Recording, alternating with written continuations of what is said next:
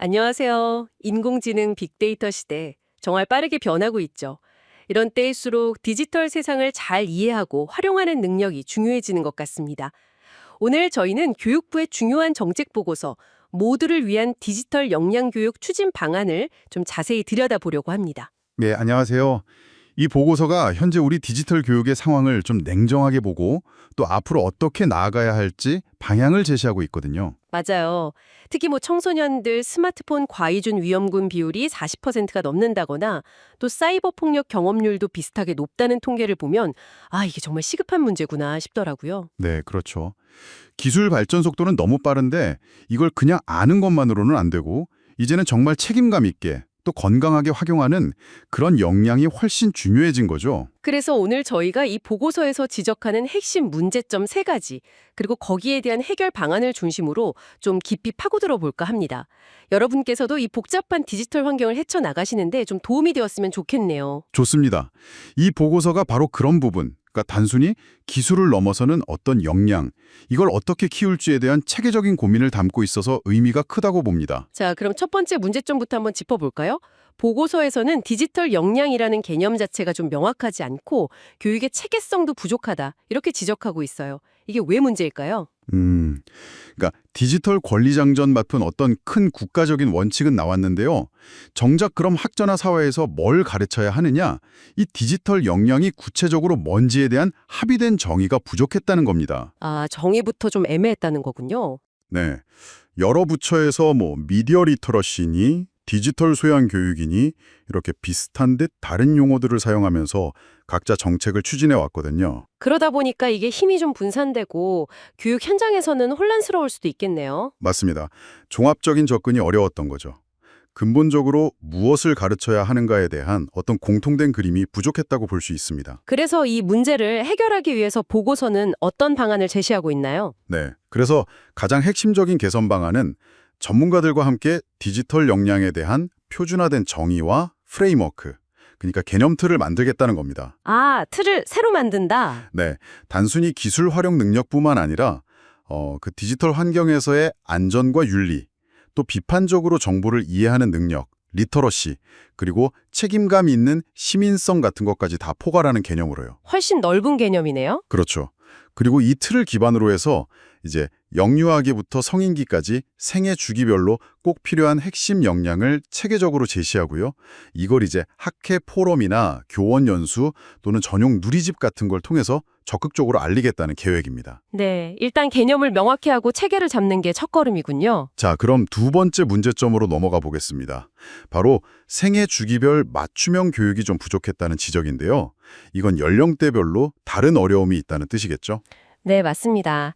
예를 들어 영유아기 아이들 같은 경우는 디지털 기기나 유해 콘텐츠에 너무 쉽게 노출될 수 있잖아요. 그렇죠. 아직 판단력이 부족하니까요. 그런데 정작 아이들을 지도해야 할 부모님이나 유치원 선생님들을 위한 교육 지원이 이게 톡없이 부족했다는 겁니다. 그러니까 아이들 올바른 디지털 습관을 만들어주는 그 첫 단추부터 좀 제대로 끼우기 어려운 환경이었던 거죠. 시작부터 좀 어려움이 있었군요.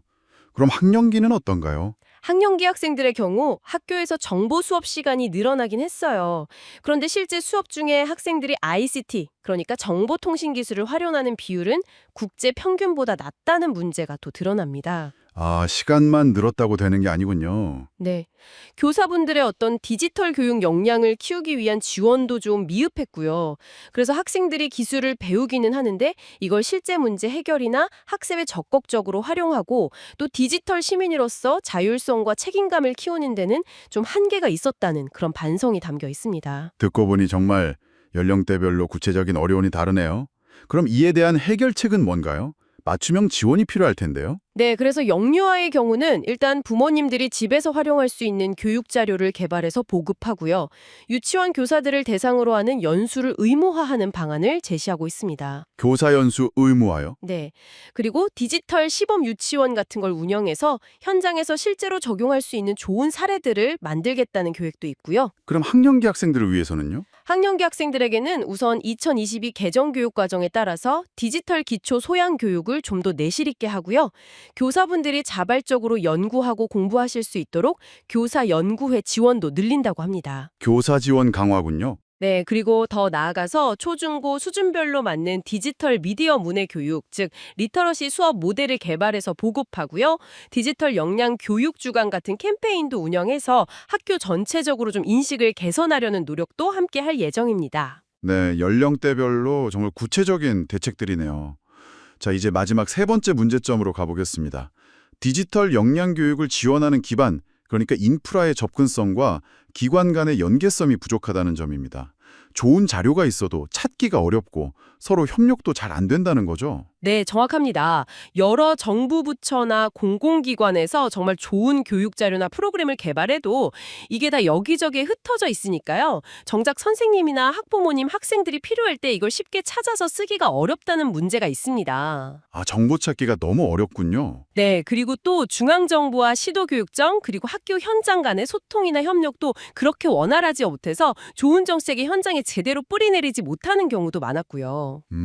결국은 다 따로따로 움직이는 느낌이네요. 그렇죠. 좋은 의도나 자원들이 있는데 이게 다 파편화되어서 시너지를 내지 못하고 있는 그런 상황인 겁니다. 필요한 사람에게 정보와 지원이 제대로 전달되지 못하는 일종의 병목 현상이 있었군요.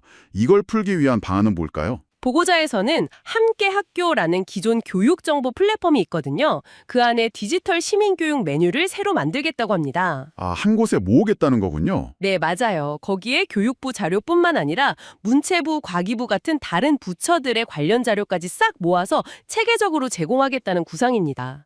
정보 접근성을 확 높이려는 시도죠. 오, 그건 정말 편리하겠네요. 그리고 또 정부 부처, 시도교육청, 대학, 그리고 관련 민간 기업이나 단체까지 다 참여하는 디지털 역량 교육 민관 협력 체계를 구축하겠다고 합니다. 민관 협력 체계.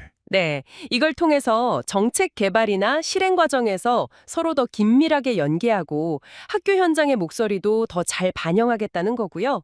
더불어서 학교 안에서 스마트 기기를 어떻게 사용할지에 대한 명확한 가이드라인을 마련하는 등 제도적인 기반도 좀 정비할 계획이라고 합니다. 네, 들어보니까 디지털 역량 교육의 방향, 그러니까 개념 정의부터 체계화까지 명확히 하고 또 각 연령대에 맞는 맞춤형 교육을 제공하고 마지막으로 이걸 뒷받침할 수 있는 자원과 협력 시스템까지 갖추겠다. 이런 상당히 포괄적인 계획으로 이해됩니다. 네, 맞습니다. 핵심은 뭐랄까 단순히 도구를 잘 다루는 기술자를 넘어서는 거죠. 디지털 세상에서 안전하고 윤리적으로 행동하고 안전과 윤리, 정보를 비판적으로 분별하며 리터러시, 또 공동체에 책임감 있게 기여하는 시민성, 그런 미래 인재를 키우는 데 목표를 두고 있다고 볼 수 있습니다. 네, 안전, 리터러시, 시민성 이 세 가지가 중요하겠군요. 그렇죠. 보고서에 따르면 내년부터 당장 학부모 교육자료 개발이나 교원 연수 강화, 또 말씀드린 프레임워크 구체화 같은 실제적인 움직임들이 시작될 예정이라고 하니까요.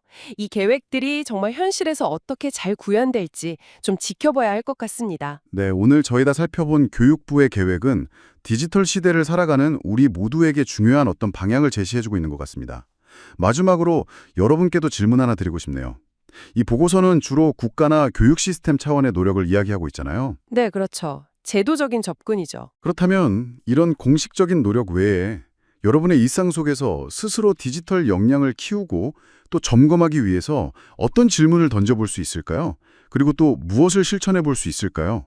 한 번쯤 고민해 보시면 좋겠습니다. 오늘 저희 이야기 들어주셔서 감사합니다. 네, 감사합니다.